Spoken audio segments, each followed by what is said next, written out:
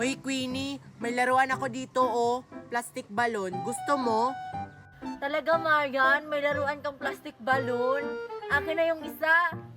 Oh Queenie oh. Tatlo lang kasi yung binili ko.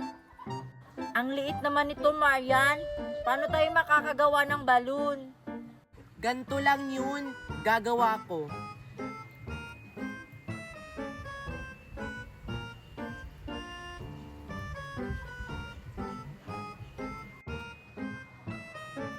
Tingnan mo, madali lang gumawa ng balloon.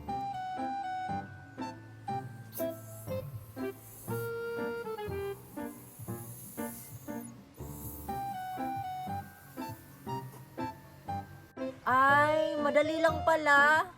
O di ba nakakagawa na ako ng balloon? At saka alam mo ba Queenie, pwede mo tong patunugin. Tingnan mo.